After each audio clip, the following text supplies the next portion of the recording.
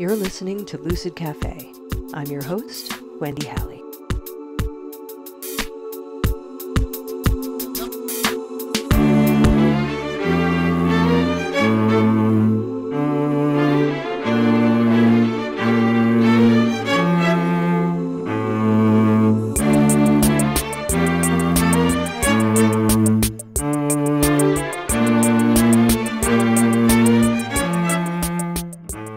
Hello and welcome to another episode of Lucid Cafe, a podcast exploring healing, consciousness, and the complexities of being human. Well, it turns out I'm in the midst of a period of unplanned upgrades. It's actually great, but a wee bit jarring. 10 months ago, Mother Nature created an opportunity for me to upgrade my wellness center, including getting a new energy therapy pod called the Harmonic Egg Ellipse. And now that I've had it for a couple of months, witnessing how it's impacting people's lives and health is kind of blowing my mind. So definitely an amazing upgrade. Thank you, Mother Nature. And if you listened to the last episode, I announced that I am preparing to release an introductory online course called Become Your Own Shaman, which is really exciting. And turns out I have to do a major upgrade to my website to make it possible to add an online course to it, which I'm in the process of doing. And guess how smoothly the transition went? Not really smoothly, but I was able to rebuild enough of the pertinent pages on my site over this last weekend to have a functioning site again.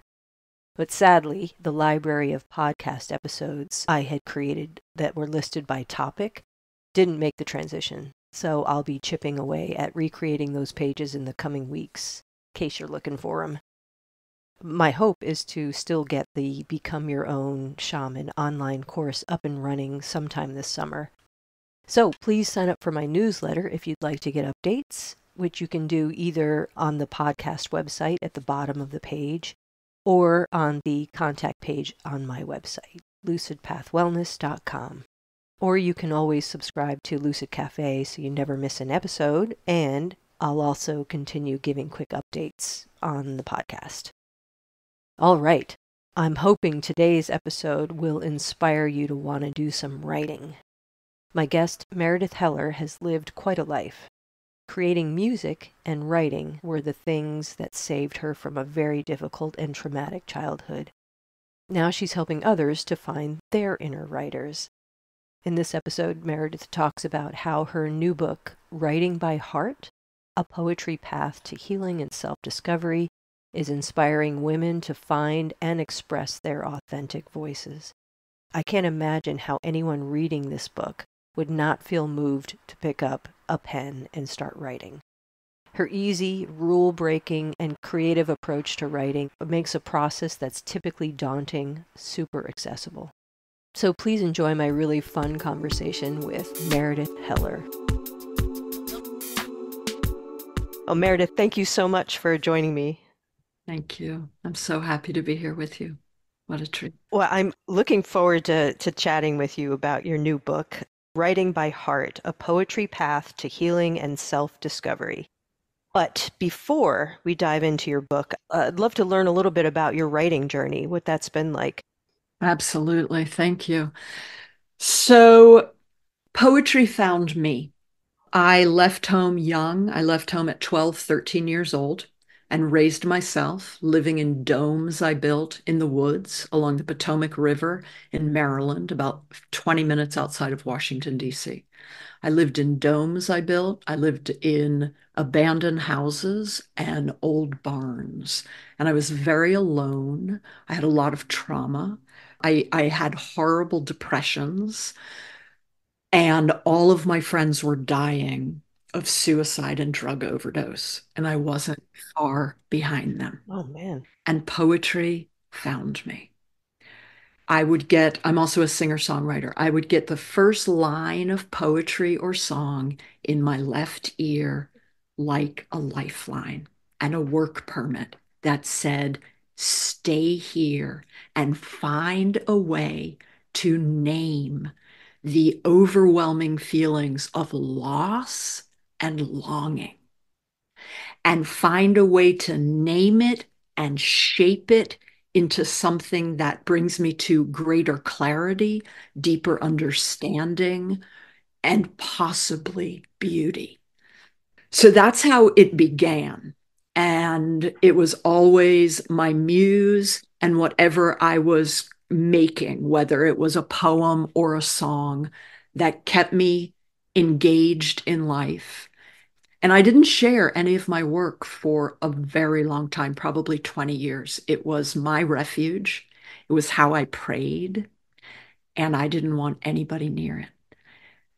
I don't remember what first started me sharing, but as I began to share my poetry and my music, and I saw how it lit something in other people that helped them to know themselves, then I realized it's not mine. It's mine. I shape it. It comes through me, but it's bigger than me. Right. Yeah. And so that's when life started getting more exciting. And I realized I was in deep relationship with my creativity. So then I had dropped out of school as a teenager. I went back to school. I got an undergraduate degree. I got two graduate degrees in writing and education, and started teaching in the schools as a poet in the schools. So I was a poet in the schools for 30 years. And that was an amazing experience. What ages did you teach? Yeah. First through 12th grade, but I specialized, Oh, yeah, but I specialized with teen girls for empowerment and self-expression, of course, because that's where my broken open happened. that makes perfect sense, especially after reading your book. You don't talk about your history in this particular book, but now it makes a whole lot of sense. The voice has such authority in it, and it's such a welcome invitation to anyone who would like to try writing poetry. So now, hearing your story, it makes perfect sense. You're coming from direct experience of how it helped you, it transformed you. Totally, absolutely. Yeah. And even, yes, and I'm always coming from that personal experience of knowing. So my first book, Write a Poem, Save Your Life, is my story of how it saved my Okay. life. And I do tell about, oh, tip of the iceberg of some of the stuff that happened as a teen, how I lost my voice through trauma, how I found my voice and started reconnecting the abandoned parts of myself and calling myself back home, and being able to hold a space for all of me, like the sorrow and the depression and the doubt and the mess and the all of the broken down and collapsed parts, and the bravery and the courage and the beauty and the brilliance and all of it. And that's when my healing path really started. And I realized that there's wholeness in this, making room for all of it. And I think that's my main message. So I work with adult women now all over the US and a few around the world. I think that's my main message, is through the writing that we're doing this personal, self-reflective, and expressive, making room for all of the parts of ourselves. This is how we become whole. This is how we heal. And opening this line, like you were saying about the voice, love that you brought that in. Opening this line of knowing what I feel and being able to voice it. I think for everybody, but especially for women, it is really our anchor and our empowerment. I think I know what you mean, but I would love for you to explain why you think it's important for women to reach inside and identify their feelings and I guess process them, you're suggesting through poetry. Why do you think it's extra important for women to do that? Yeah, it's such a great question. Thank you. I think that as women, we tend to take care of others You think? before. Just a little. Do you It's, think? it's like genetic. That's what It's in I our was trying to DNA, find man. that line. That's exactly what I wanted to say. It is in our DNA to care for the babies, and so we learn to push our own needs and wants and intuition and desire aside for others. And there's a beauty in that as caretakers. But I believe our true power comes when we attend to what's here in us, what's bubbling up in our bellies, in our hearts, and give it our attention, tend to it with curiosity and kindness and courage. Yes, absolutely. And as you're talking, I was just thinking about a little talk I did last night and talking about the nature of these times and how challenging they are.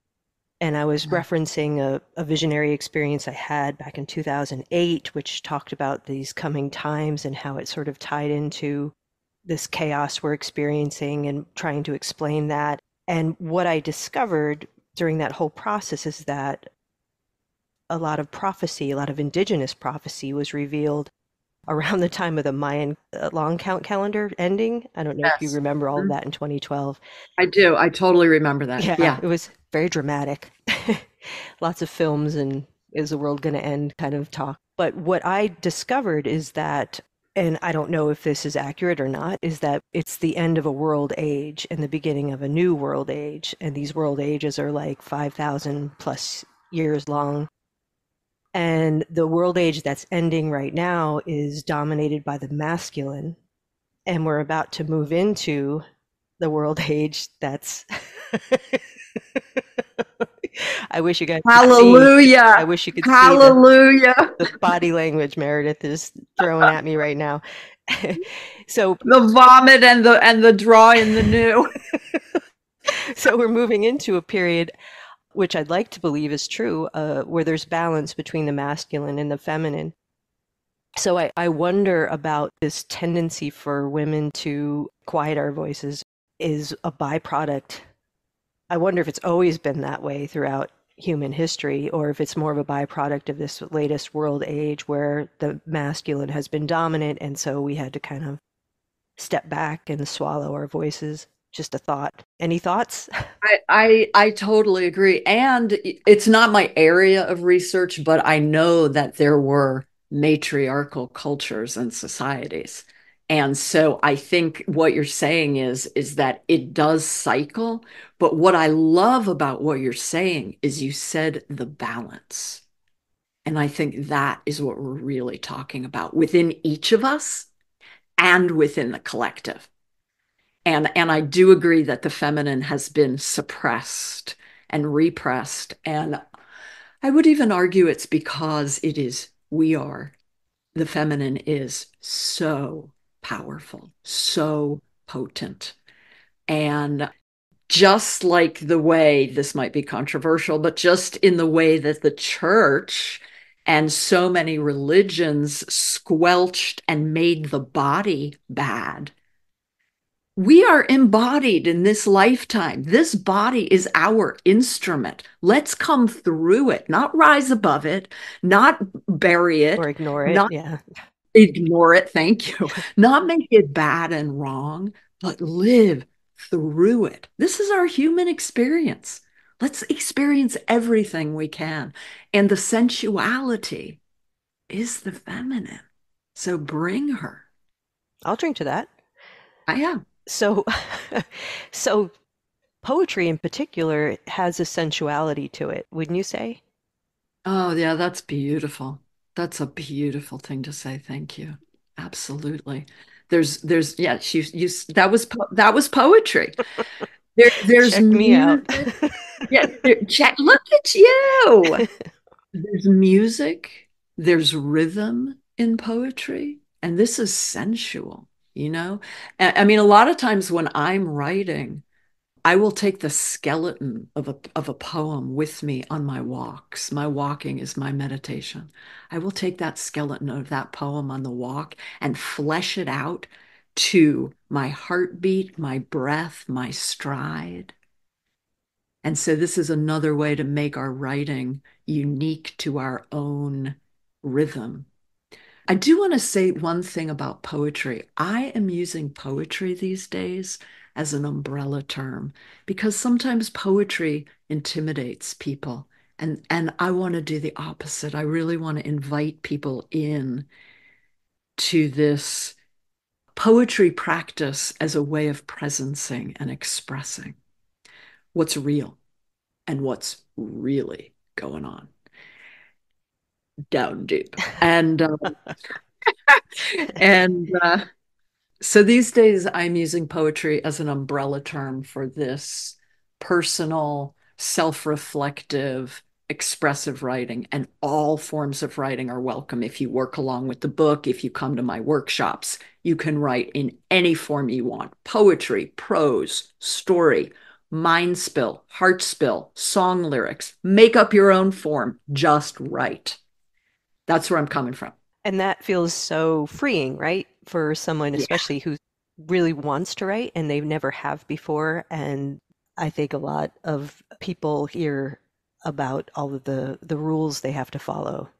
I know I Yeah, certainly have in my history of writing. And absolutely. it is intimidating and it feels like there's a right and a wrong way to write, which is sad, don't you think? It's terrible. You're suggesting the opposite. There is no right or wrong way. It's just like just get the shit out of you, whatever whatever way you have to. I'm suggesting there is a right way, Yeah? and that's your way. Okay. Okay. Yeah. However you do it, Hmm. however it comes naturally for you, or in whatever ways you want to experiment and explore, that's your way. That is the right way. Because this tunes us back into listening, trusting our creative instinct and our intuition.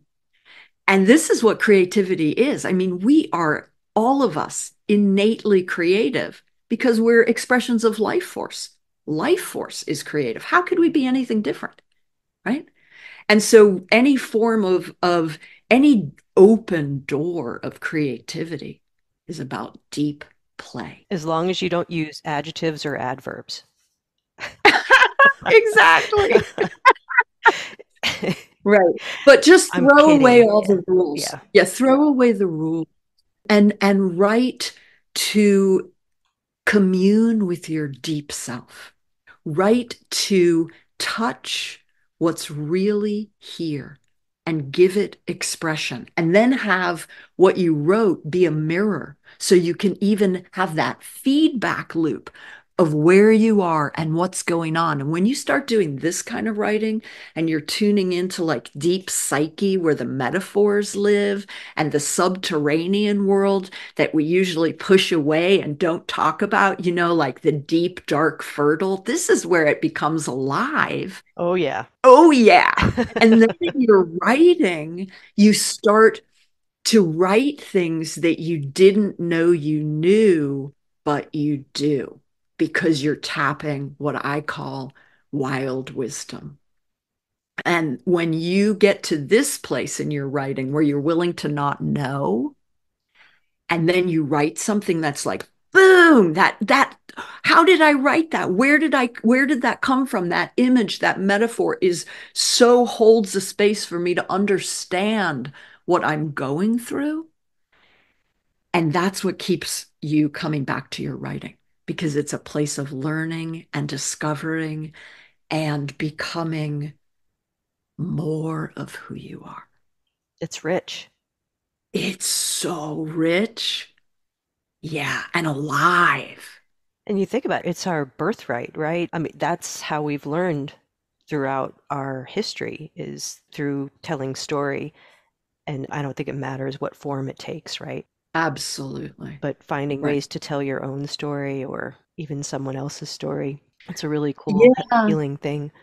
Yeah, I love that you bring that up about story. One of the things I notice in the workshops that I teach that's so beautiful is two really important things happen in workshop. One, we're sharing our pieces, so we're being witnessed. And there's so much healing in being witnessed, especially when we take things out of hiding and air them. And then we're hearing everyone else's story. And so we have this sense of commonality. We're not alone.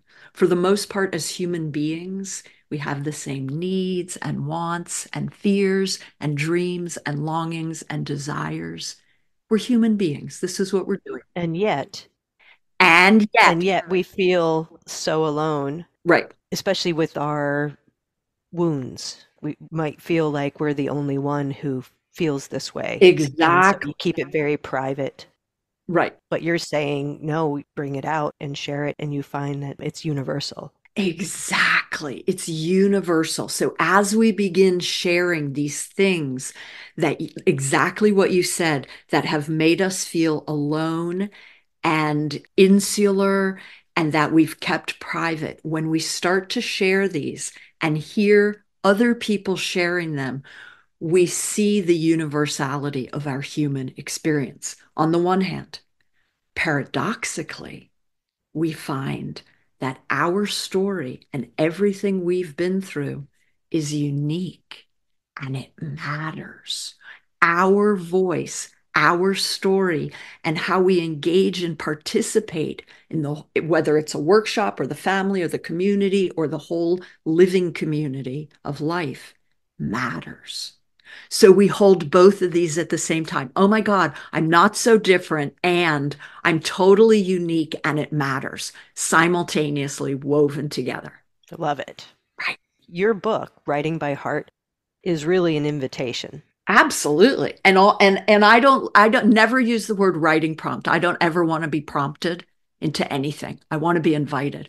So they're all called invitations. So I love that you said invitation. It's an invitation for your muse to find you, for your poetry and your musicality of language to find you, and for you to find your voice. How do you think writing poetry or whatever form it takes can be like medicine? Mm, yeah. What happens when we come to writing, as I say, as a practice rather than as a perfect? This is writing as a practice.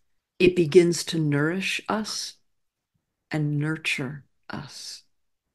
And we begin to weave the lost and abandoned and exiled, wounded, painful parts of ourselves back into being on board in the wholeness of who we are.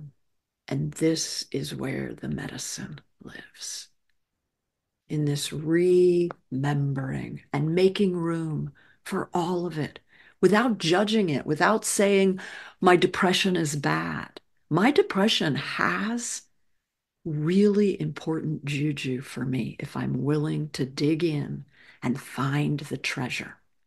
Hmm. And you can do that in your writing because you can be totally honest.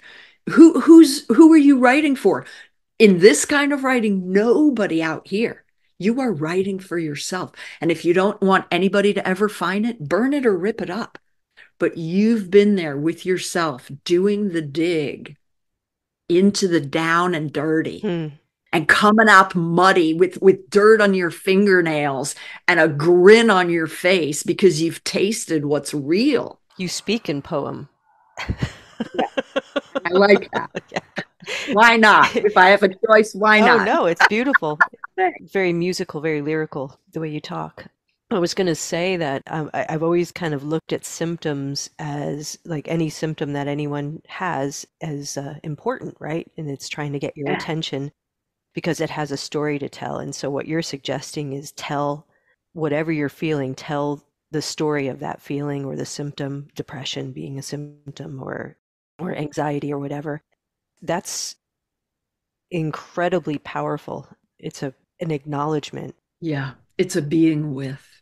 It's an opening the doorway for whatever is presenting itself also to have a voice because we want to learn its wisdom. We want to learn what it needs. If we give the symptom or the parts of the body, there's a big chapter in the book on body language. I was a body worker for 27 years. I specialized in doing rehab of spinal cord injury patients. Hmm.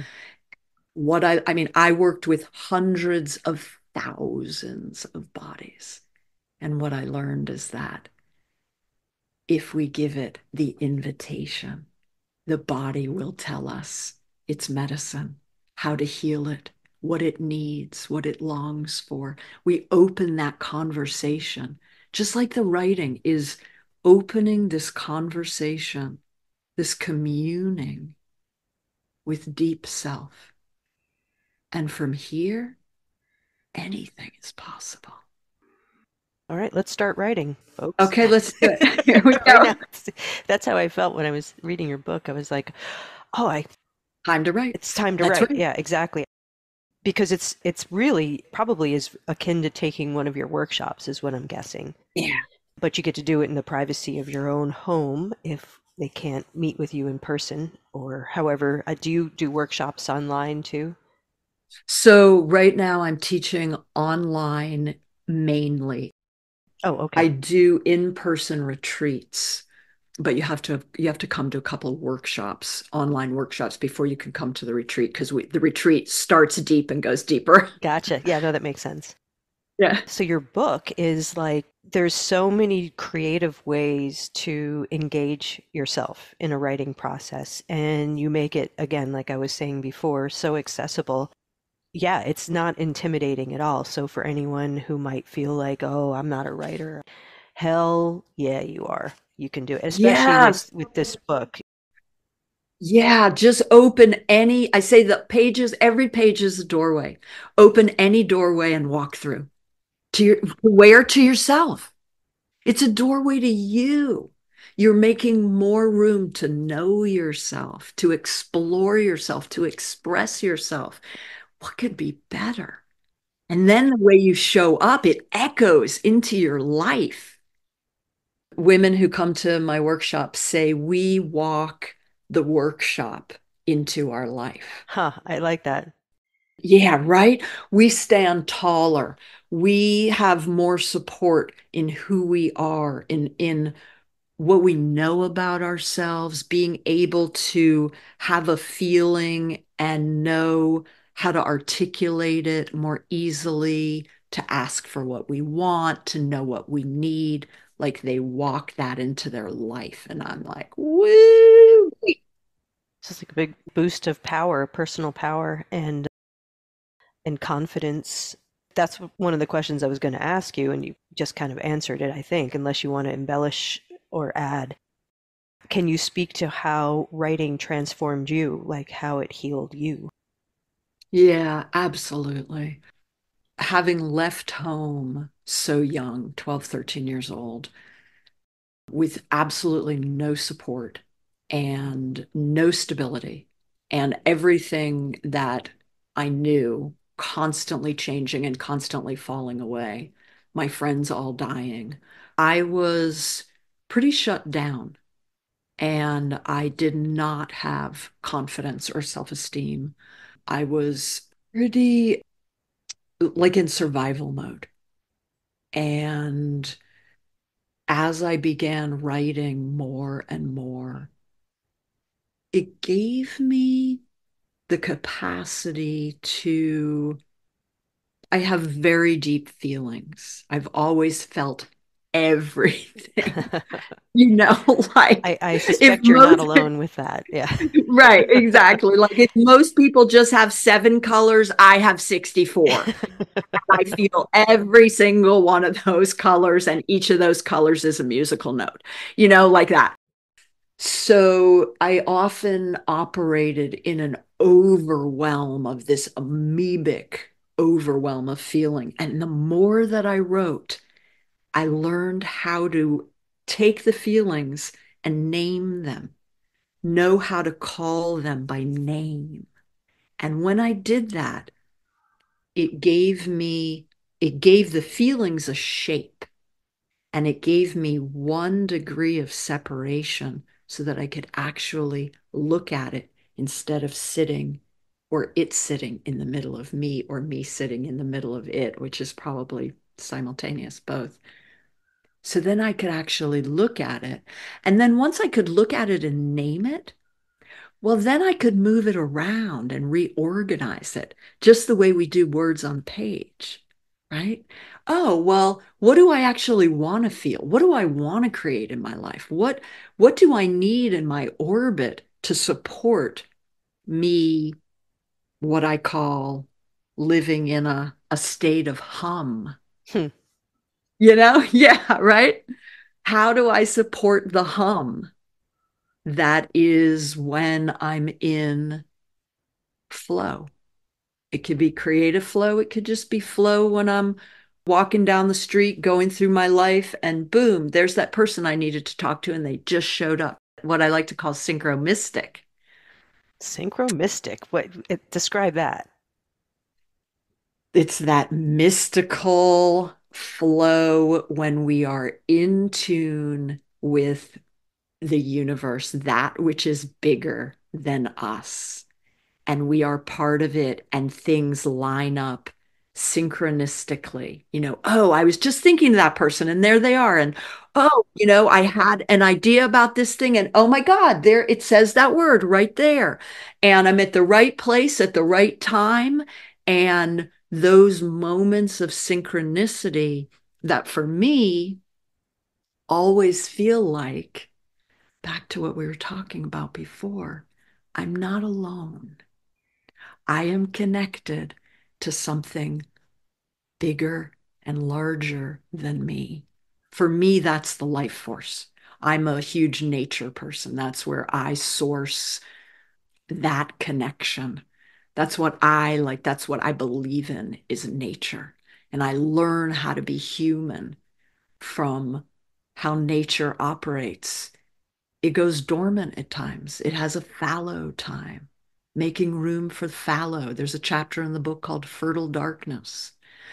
And then the sprouting and planting seeds and then leafing and budding and blooming and fruiting and ripening and rotting and dropping away. All of this is part of what life does. How do I make room for this instead of just becoming a cog in the machine, which never worked for me? And my cog didn't fit anywhere. So I can't imagine what that would be like to, to feel like, yeah, your cog doesn't fit in the right? machine. Yeah, My cog doesn't my cog fit. doesn't fit. Yeah. Oh man, yeah, I can certainly relate to that. Do you remember what started it all for you? Like, do you remember that moment you put pen to paper or however it worked for you? That first time, like, I'm trying to imagine what you described as a young woman or an adolescent A kid. struggling, yeah, struggling Yeah. on your own. And like, how old were you when you started writing? Well, yeah, it's a great question. I really appreciate it. And there's a couple of branched roots to that. So I started writing young, like 5 years old. I started writing short stories. And I would sit in the basement of the house I grew up in all by myself for hours and hours and hours after school and write stories. I have a sister who's 2 years older, but we were never close. We're very different. And I had imaginary brothers and sisters. And I would write stories all about them. I knew every single one of, I mean, and like a lot of brothers and sisters, like a whole tribe. Why not? Right? Why not when if you could, right? Yeah, exactly. Exactly. The more the merrier. And And they were so, all really nice.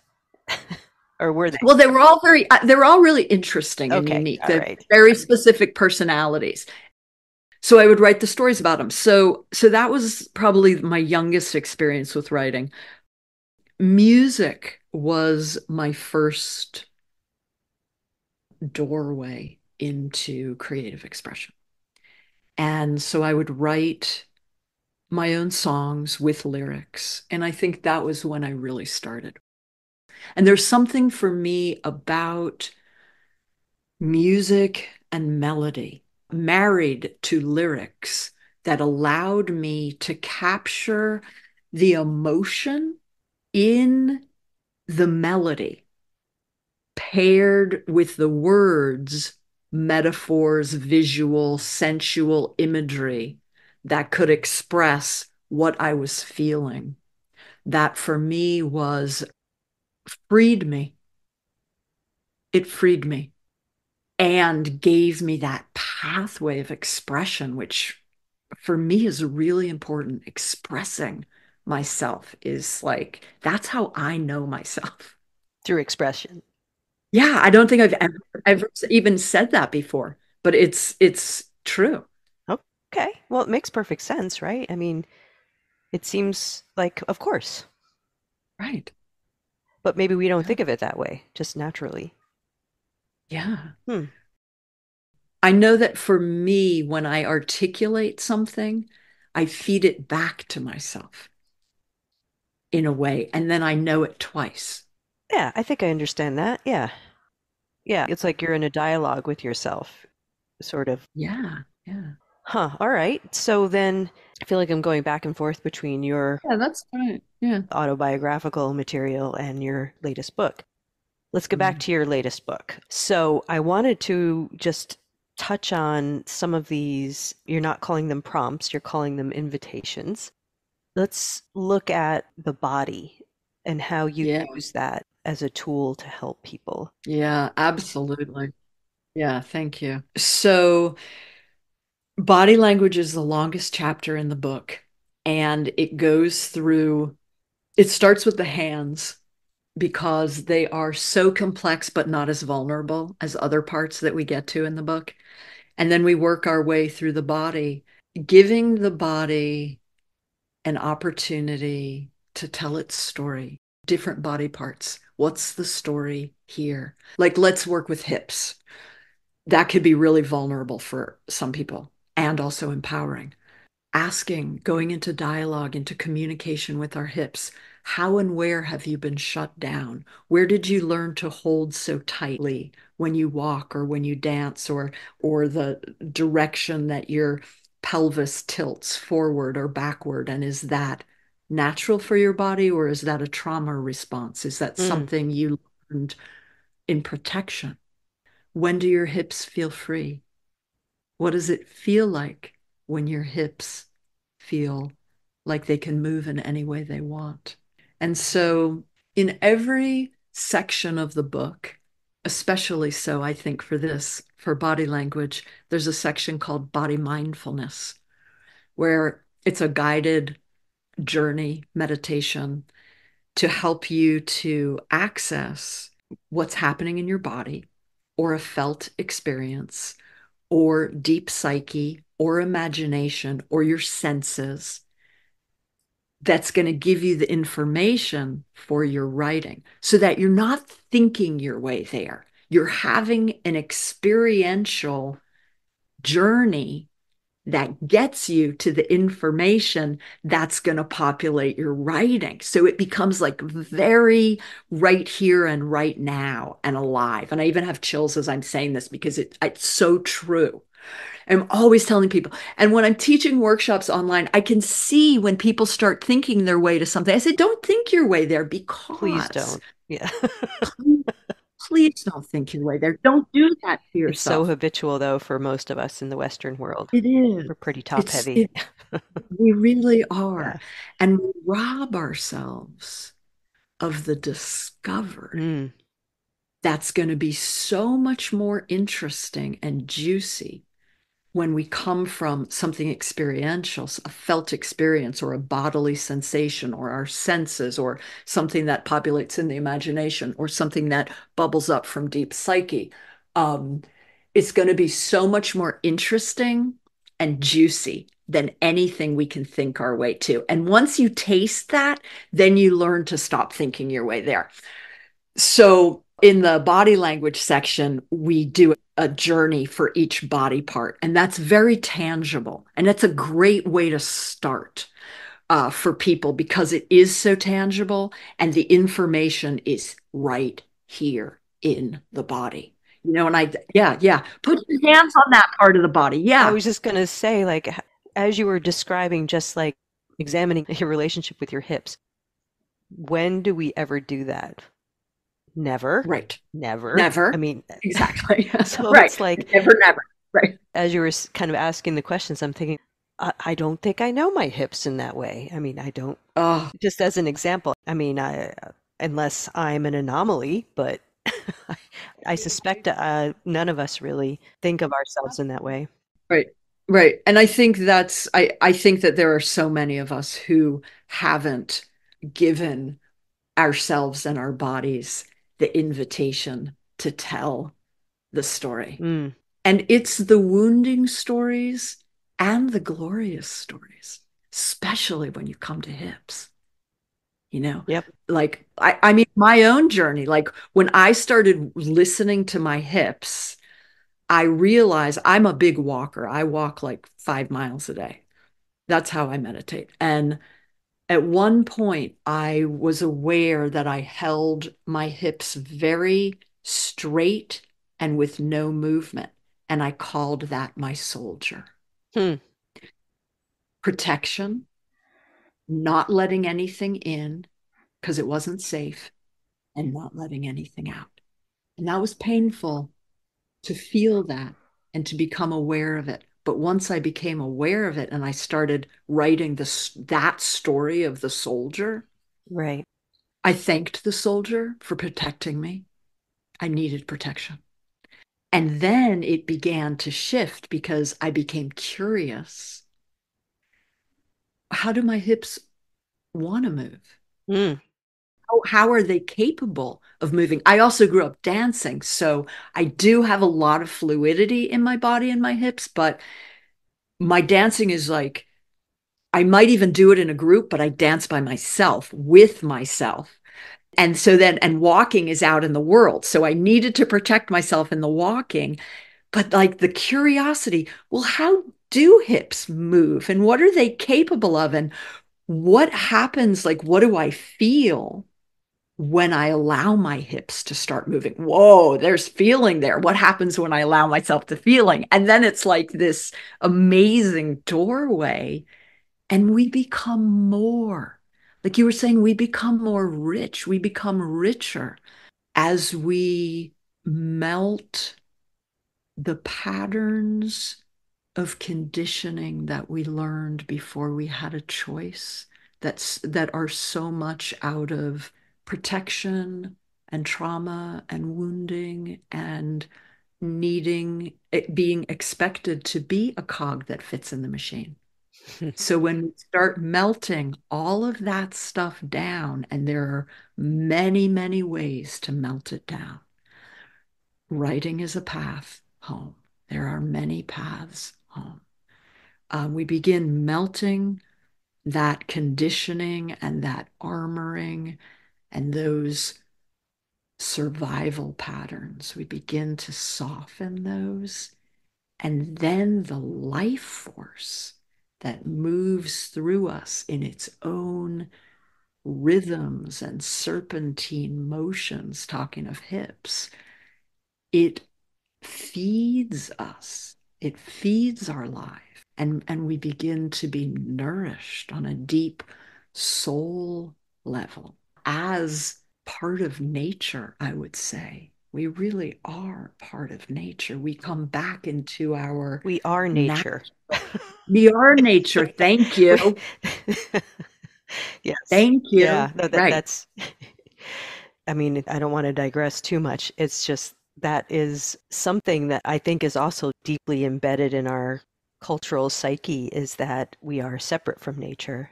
And it's like you could say it's the lie that started many other lies and the way we conduct ourselves. I won't get on that soapbox right now. I just Yeah, we would, you and I would rage on that topic. Um, so I just keep pointing my compass back to what you just said, which I love, is that we are nature. And as we melt down all the stuff that isn't who we truly are, then we get to be our natural selves. And this is really, I feel, when we begin to be nourished by life and we have something to offer. Well, it just sounds lovely. Yeah. And we're talking about the body, but you have invitations to connect with, in the natural world, the elementals, Yeah. also your sensory experiences. So, how you are engaged in the world and how the world engages with you, the world around you, and more, right? There's so many different ways to explore yourself through your book, which is, I mean, it's really cool. Great. Thank you. I'm so glad you love it.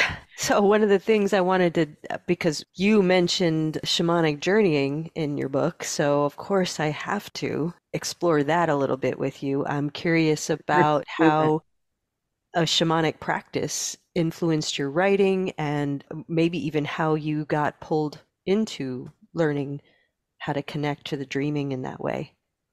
Yeah, thank you. So glad I wanted to go there with you too.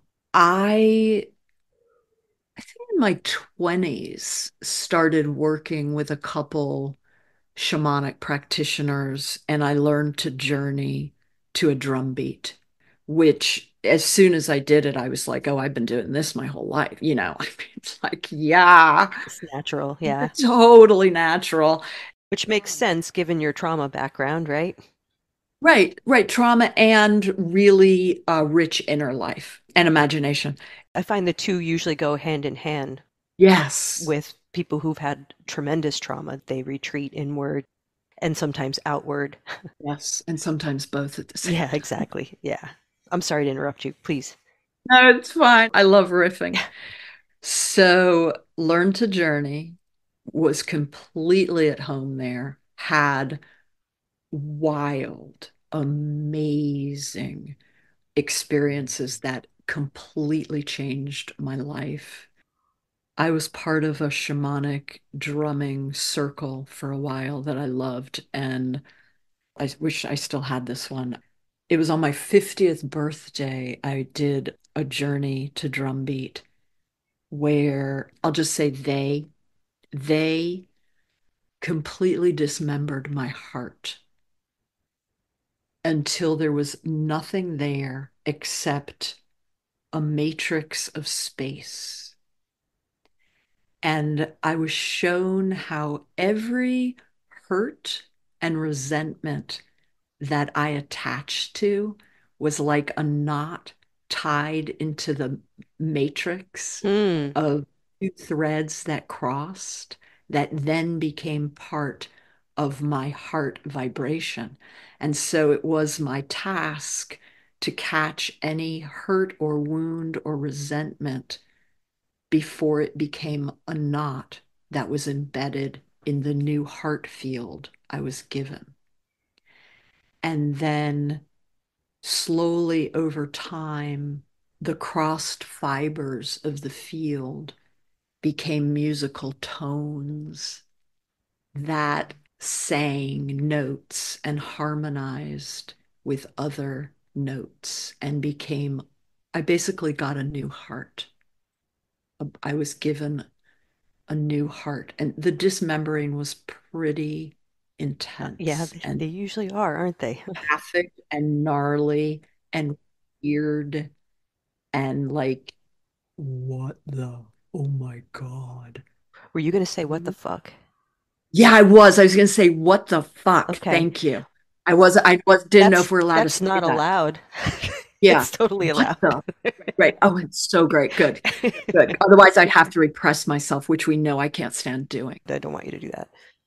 I say fuck a lot when I teach my workshops. The other day, somebody said, I do too. yeah, somebody said fuck. I'm sorry. And I made everybody unmute and we all said fuck 3 times, really in a fulfilling way. It's just so enlivening. Yeah. It's a I great just go fucking with word, whatever's isn't it? happening. It is It's such a so great fucking word. It's versatile. a fucking great word. Yeah, Yeah. Yeah, you can put it wherever you need it. Yeah, it's fabulous. Thank you. yeah. Okay, the fabulous fuck. Let's start a new All podcast. right, let's do it. Okay. So so that was my experience with shamanic journeying. Like, oh my God, this fucking yeah, right? And it definitely informed a lot of the body mindfulness sections in the book and the journeying.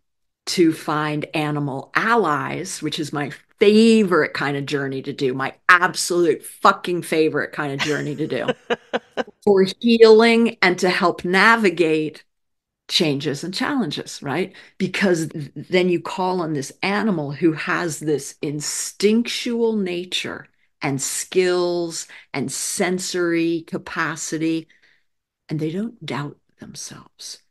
They know what they need and they search it out and they find it. And to have that kind of instinct in your toolbox to navigate whatever it is or to do healing work, physical, psychic, emotional, every realm is happening simultaneously. It's my very favorite thing to do. We did a really interesting workshop, which is the last chapter, chapter 14 in the book Metamorphosis, where we went through the metamorphosis that a butterfly goes through from pupa to caterpillar to chrysalis to winged one to adult butterfly. And we inhabited each stage of the process to map and track our own cycles of change and transformation and becoming. And it's one of my absolute favorite workshops It's very cool. ever. It's very cool. Yeah. And the poems that came out of that workshop. I mean, the women who come to workshop who have example poems in this book, I mean, I just call them the warrior women poets, brave and beautiful and vulnerable and genuine and show up every week and dig deep for the treasure that feeds them, revitalizes. It shows in the examples. Yeah. I mean, potent, like mind-blowing, heartbreaking open poetry. And yeah, I'm just deep bow to the women poets.